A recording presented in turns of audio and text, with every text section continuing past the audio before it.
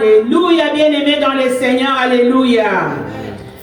Ce soir, nous sommes encore dans la joie, bien-aimés, parce que notre Dieu nous aime. Notre Dieu, il est le Dieu d'éternité en éternité. Notre Dieu est le roi de rois. Le roi qui s'élève au-dessus de toute puissance. Il est le roi des cieux. Il est le roi qui s'élève au-dessus de la mort physique comme spirituelle. Il est celui qui s'élève sur nos familles. Il est celui qui s'élève sur la maladie, bien-aimée. Et il est celui qui combat toute attaque de l'ennemi dans nos vies. Ce soir, bien-aimé, dis-toi que je viens offrir mon cœur comme un sacrifice de bonne odeur au devant de Dieu. C'est dans ta présence, ô Dieu de gloire, que nous venons, Seigneur, nous amenons nos familles, que nous amenons tous les membres de ce ministère, Yahweh, Seigneur, dans ta présence entre tes saintes mains. Que nous amenons le Congo, notre pays, les beaux pays que tu nous as donnés. Ces pays, ô Dieu de gloire, Papa, qui fait les jaloux de tout le monde. Éternel, mon Dieu, ces beaux pays qui deviendra glorieux et victorieux. Seigneur, nous te disons merci, mon roi, pour nos maisons, pour nos enfants, pour nos familles, Yahweh, pour ce ministère. Ce ministère que tu nous as donné, un ministère glorieux, un ministère victorieux. Amen, bien-aimé. Nous te disons merci, Père, parce que c'est toi qui prends le contrôle de toutes choses maintenant. C'est toi qui prends le contrôle de toutes choses, Saint-Esprit de Dieu. C'est toi qui prends le contrôle, ô Saint-Esprit de Dieu. Nous investissons ces lieux de ta présence. Et que le sang de l'agneau sanctifie et purifie ces lieux. Purifie ma bouche, purifie mes mains et mes pensées qui vont s'élever au devant de toi. Amen. Laisse que la parole qui va sortir dans ma bouche, oh Dieu, sorte avec autorité, amen, avec puissance, avec onction, pour détruire les œuvres de l'ennemi et pour changer, pour restaurer, pour guérir, pour délivrer, au nom puissant de Jésus. Amen. Alléluia, alléluia, alléluia, alléluia. Alléluia. Bien-aimés, le Seigneur vous aime. Alléluia. Amen. Et je vous dis, je vous salue dans le nom puissant et précieux de notre Seigneur Jésus-Christ. Alléluia. Bien-aimés, comme je dis toujours, je suis dans la joie. Dans la joie de me trouver dans la présence de mon Dieu. Dans la joie de me trouver dans la maison du Seigneur. Amen. Dans la joie de parler de mon Dieu, de mon roi, de mon sauveur et de mon maître. Alléluia. Amen. Ce soir, bien-aimés, on va parler de la voix du juste et de la voix du méchant. Amen, bien-aimés. Bien-aimés dans le Seigneur, l'éternité est écrite sur nos cœurs. L'éternité, c'est l'endroit où on doit aller passer notre vie. La vie que nous avons maintenant, c'est juste une vie temporaire. Mais dans l'éternité, il y a une vie qui nous attend là-bas, bien-aimés. Et l'éternité est écrite sur nos cœurs, bien-aimés. Chaque personne, bien-aimée, est responsable de veiller sur son cœur. Chaque personne. Même si tu es la maman, tu es le papa, tu as des enfants. Mais chaque personne, toi la maman, tu veilles sur ton cœur, les enfants aussi. Ce n'est pas la maman qui va veiller sur le cœur des enfants, ni le papa qui va veiller sur le cœur de la maman, mais c'est chaque personne. Parce que chaque personne répondra devant Dieu. Amen, bien-aimé. Chaque personne doit veiller sur son cœur, doit veiller sur sa vie pour préparer son éternité avant qu'il ne soit trop tard. Amen, bien-aimé. Bien-aimé, c'est maintenant qu'il nous faut nous préparer, qu'il nous faut nous préparer dans la repentance, nous préparer dans la présence de Dieu et avoir une bonne relation avec Dieu, avec l'Éternel. C'est maintenant. Ce n'est pas demain. Ce n'est pas la minute d'après, parce que demain ne t'appartient pas. La minute d'après ne t'appartient pas. Amen, bien-aimé. Alléluia. Bien-aimé, il y a un serviteur, je lisais un livre, un serviteur de Dieu a dit ceci, il a déclaré, il a dit, celui qui est souillé restera souillé. Celui qui est juste va aussi rester juste dans la présence de Dieu. Voilà pourquoi, bien aimés, nous allons prendre nos Bibles dans les livres de Matthieu 7, 13, 14.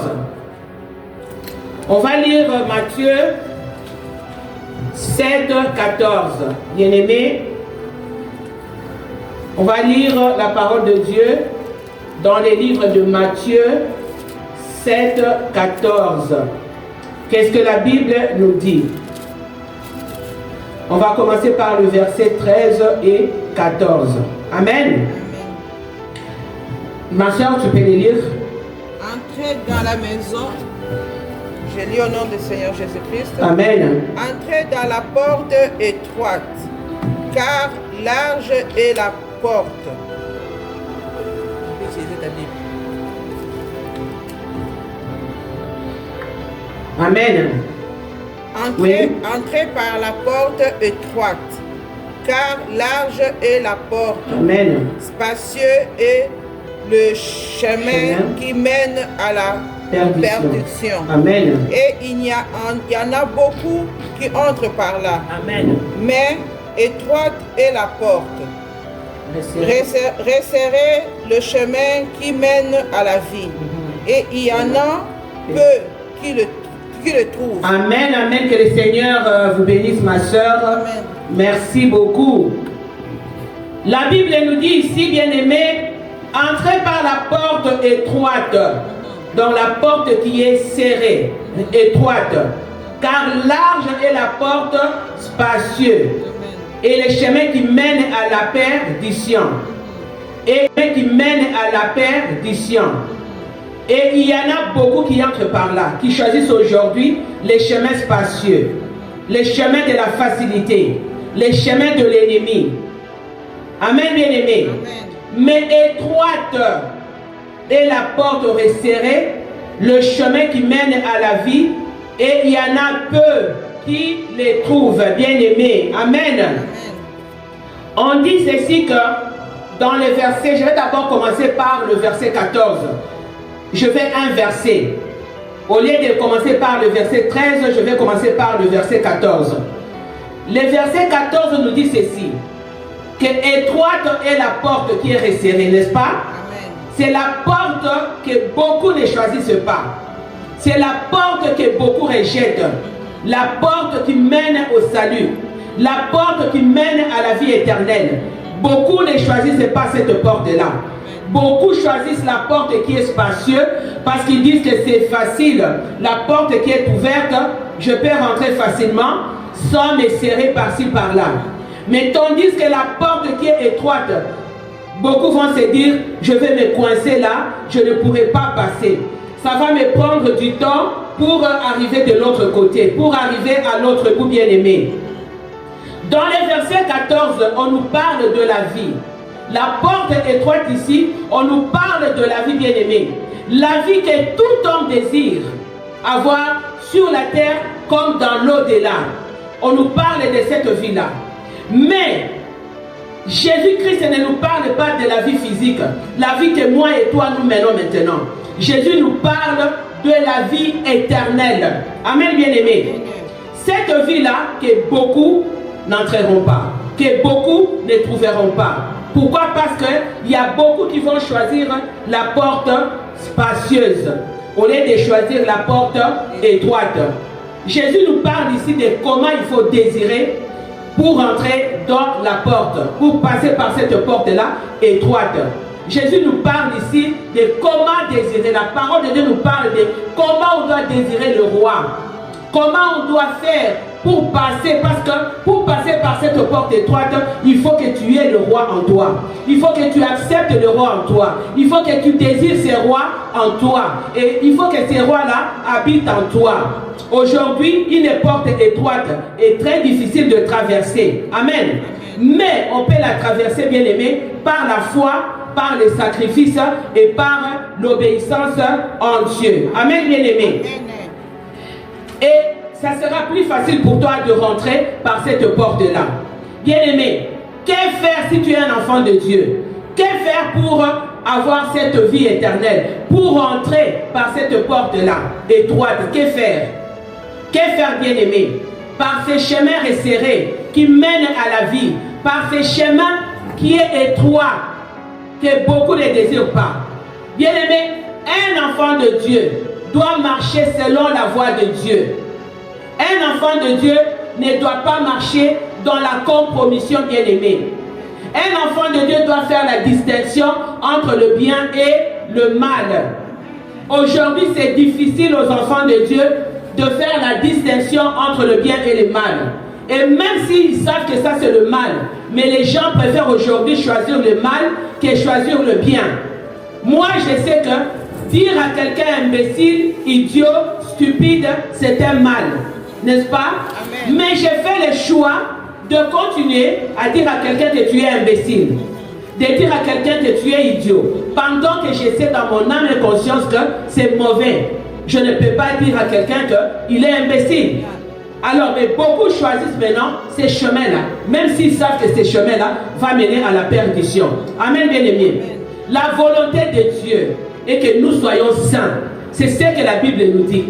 C'est ça la volonté de Dieu, que nous soyons saints. Parce que celui qui nous a appelés est saint dans toute sa conduite. Et nous appartenons à Dieu. Amen, bien-aimés. Nous allons prendre nos Bibles dans les livres de 1 Pierre 1, 14. On va lire 1 Pierre 1, 14. 1 Pierre 1, 14 nous dit ceci. Amen, bien-aimés. 1 Pierre 1, 14, on va les lire jusqu'au verset 16.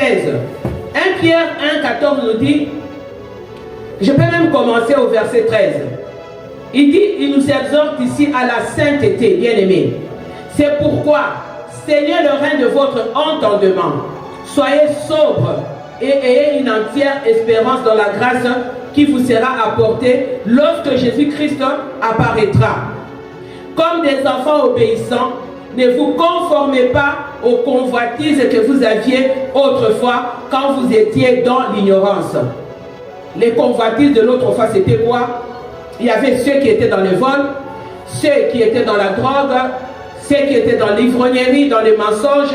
Ce sont les convoitises que d'autres fois. Mais aujourd'hui, la parole de Dieu te dit, ne vous conformez pas aux convoitises que vous aviez autrefois. Donc vous devez sortir de là. Et la parole nous continue, nous dit ceci. Mais puisque celui qui vous a appelé est saint, vous aussi soyez saints dans toute votre conduite. Selon qu'il est écrit, vous serez saints car je suis saint. Amen, bien-aimés. La parole de Dieu nous le dit, ce n'est pas moi. Il dit, nous devons être saints dans toute notre conduite. Ça signifie que si je mentais, je dois m'arrêter. Je ne vais plus continuer à mentir. Si j'ai volé, je dois arrêter de voler. Parce que ce sont les convoitises de l'autre foi. C'est vivre selon les siècles de ce monde, dans la compromission. Et nous voyons aujourd'hui, il y a beaucoup de gens qui se compromettent avec des amis, avec beaucoup de choses. Parce que je n'ai pas l'argent, parce que je n'ai pas ceci, alors je dois me compromettre. Bien-aimé, ne remets pas à plus tard la décision de mettre ta vie en ordre. Nos décisions, bien-aimés, que nous prenons aujourd'hui, nos décisions que nous prenons aujourd'hui vont déterminer notre destinée. Amen. La manière dont je vis aujourd'hui va déterminer ma destinée sur la terre et ma destinée aussi au ciel, dans l'éternité. Nous sommes libres de choisir la liberté ou de choisir la vie éternelle. Comme je l'ai dit au début, nous avons deux portes, la porte spacieuse et la porte étroite. Alors, chaque personne est libre de choisir. Est-ce que je choisis la porte spacieuse qui me donne la facilité d'avoir des diamants, d'avoir des voitures, d'avoir tout, mais dans le mal? Ou alors j'ai choisi la porte étroite qui va m'amener vers la vie éternelle, qui va m'amener dans la grâce divine. Amen, bien-aimé. La grâce de Dieu, bien-aimé, vit en nous. C'est une source de notre salut. Cette grâce-là nous enseigne, la grâce de Dieu, nous enseigne à renoncer à l'impiété. Nous enseigne à renoncer aux convoitises de ce monde.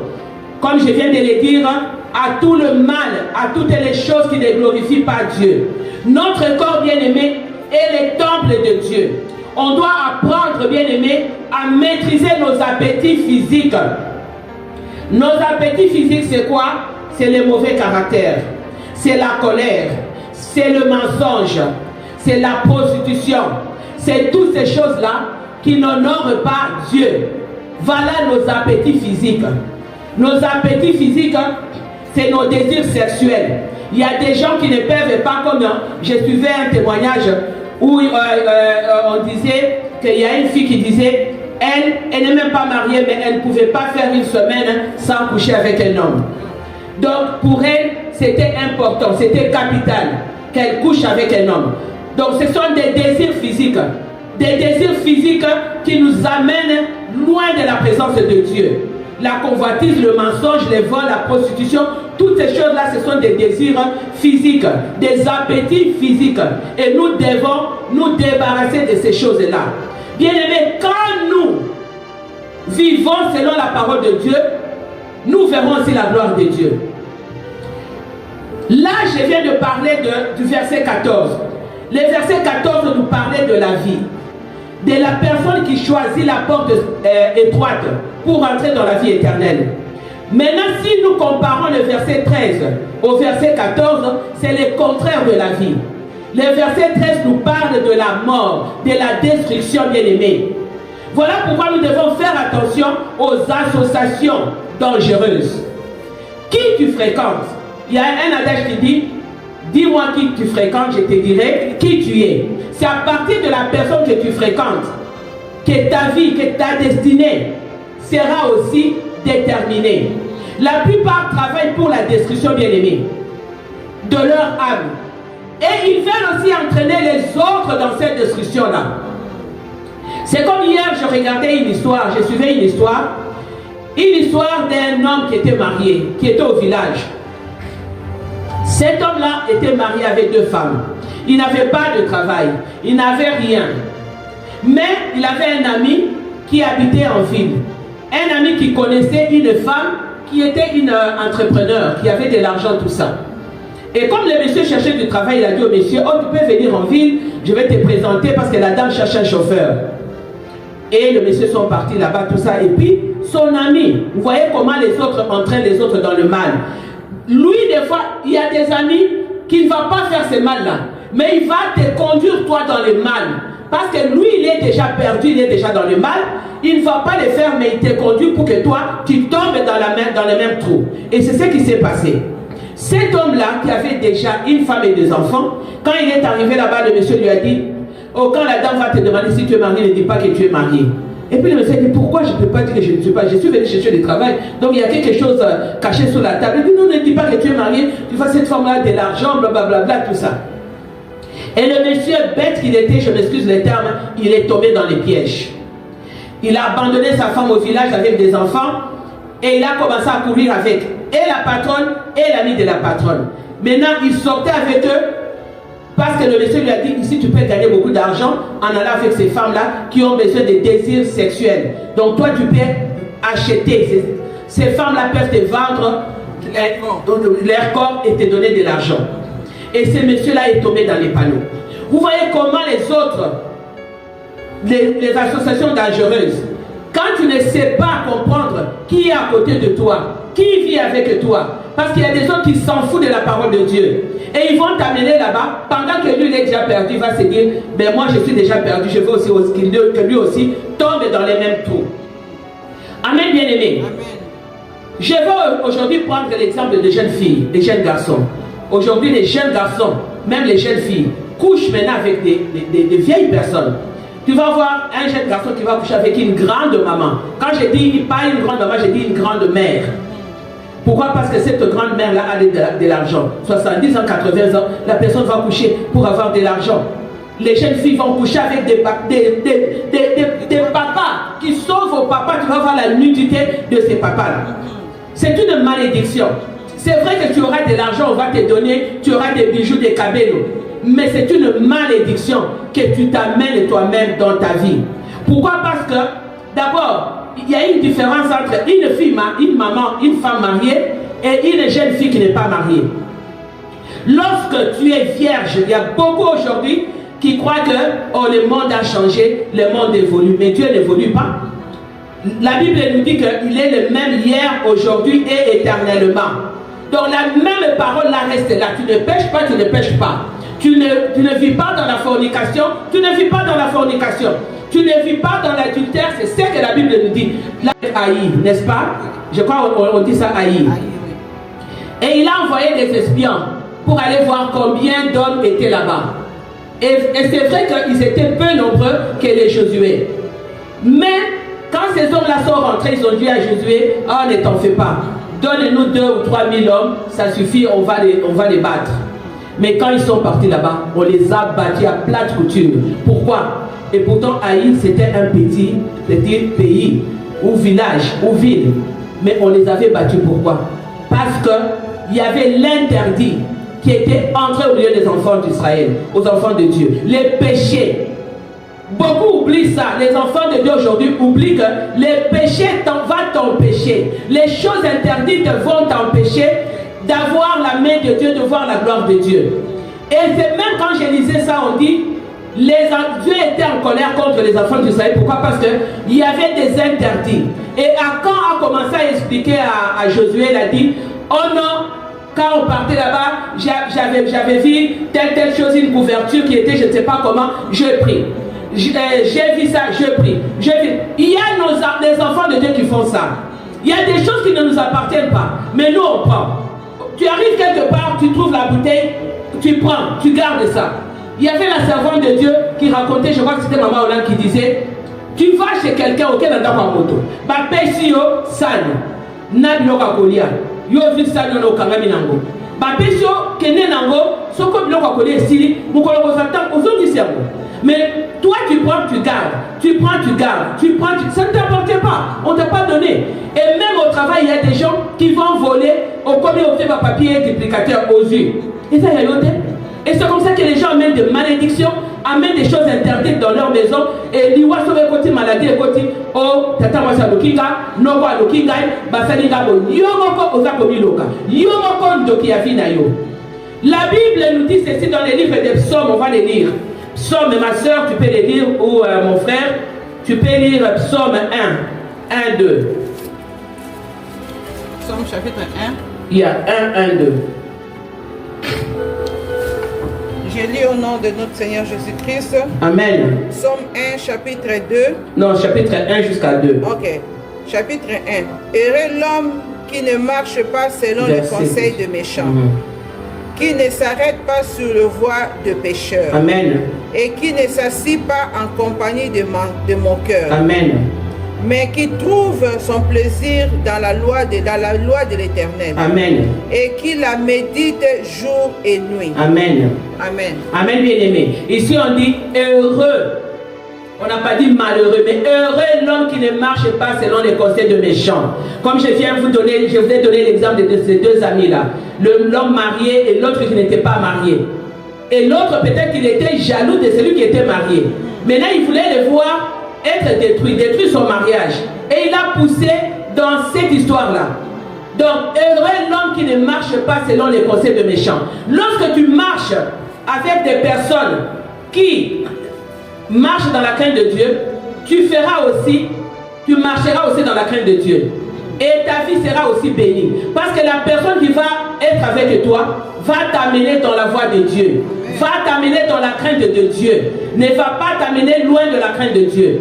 La parole de Dieu nous dit ici qu'il trouve son plaisir dans la loi de l'Éternel. Il trouve son plaisir dans la loi de l'Éternel. Mais il ne trouve pas son plaisir dans la loi du monde, dans les choses du monde bien-aimé.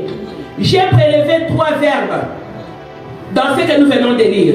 On a dit marcher. J'ai prélevé le verbe d'action. Marcher, s'arrêter et s'asseoir. Donc chaque personne fait ces 3 verbes d'action. Tu dois, en marchant, tu dois t'arrêter, tu dois t'asseoir pour réfléchir sur ta relation avec Dieu. Tu ne dois pas seulement continuer à marcher sans savoir où tu vas. Sans connaître c'est quoi ma destinée, c'est quoi ma mission, quelle est ma vie, sur cette terre. Pourquoi Dieu m'a amené sur cette terre? Parce qu'il y a beaucoup de gens qui vivent, qui croient que non, je suis venu sur cette terre juste pour vivre, pour dormir, pour manger et puis c'est fini. Non, oui, remplir la terre. Mais il y a un but bien précis pourquoi Dieu t'a envoyé sur la terre. Bien aimé, nous vivons pour un but bien précis, pour les seigneurs. Nous vivons d'abord sur un terrain de préparation. Les terrains que nous sommes ici sur la terre, c'est un terrain de préparation, bien aimé.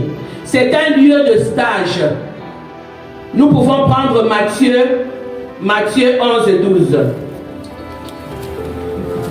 Quelqu'un peut lire Matthieu 11, 12. Ma chair est tellement grande que... Matthieu 11.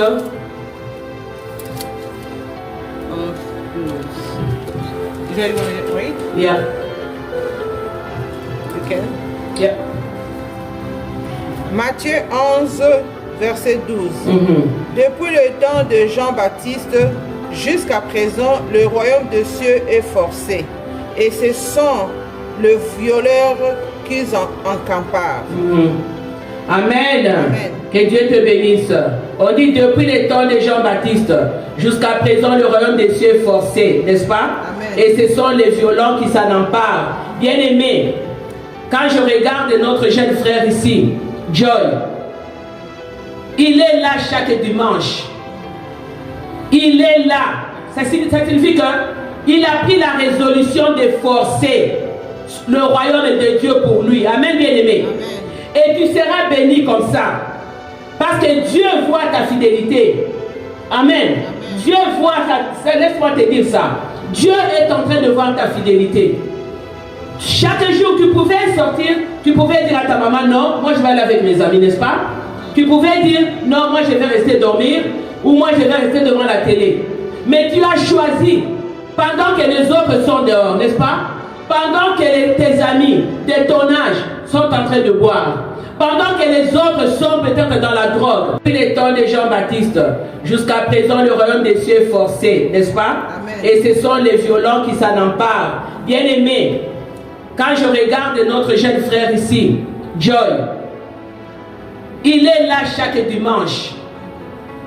Il est là. Ça signifie qu'il a pris la résolution de forcer le royaume de Dieu pour lui. Amen, bien aimé.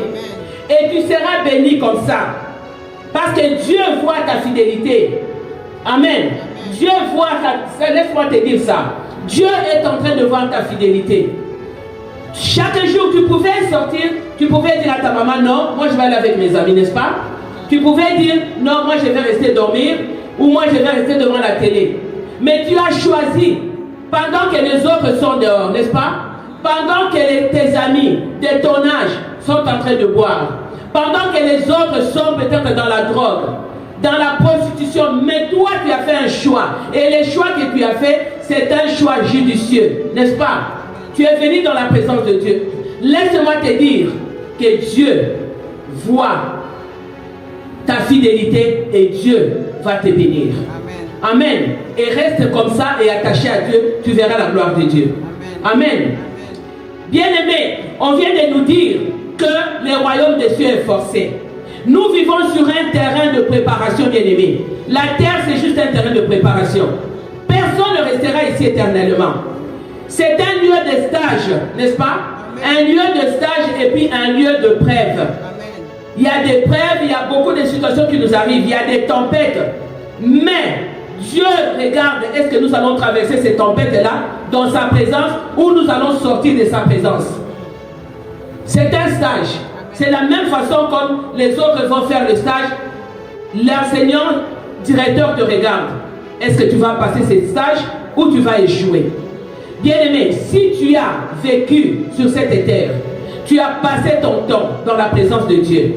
Si tu as passé ton temps à louer Dieu, à servir le Seigneur, à marcher dans la crainte de Dieu, à adorer le Seigneur, à marcher dans sa présence, à faire la volonté de Dieu et à établir de bonnes relations avec Dieu, laisse-moi te dire que tu auras ta récompense. Amen. Tu auras ta récompense, quel que soit ce qui viendra au-devant de toi. Amen. Quelles que soient les tempêtes. Amen. Mais c'est Dieu là que toi tu sers, comme je viens de dire à notre jeune enfant, à Joy, ta fidélité devant Dieu sera récompensée. Amen. Et Dieu te verra. Amen. Dieu te rendra 100 fois que ce que toi tu amènes dans la présence du Seigneur. Amen. Que le Seigneur vous bénisse abondamment. Alléluia, alléluia. Que le Dieu de gloire soit loué. Amen. Que le Dieu de gloire soit béni. Amen. Que le Dieu de gloire soit adoré. Amen. Que le Dieu de gloire soit magnifié. Amen. Alléluia, alléluia. Amen. Merci Amen. Jésus, Amen. merci Seigneur. Alléluia. Amen. Shalom, shalom, alléluia. Amen. Alléluia. Amen. Amen. Alléluia.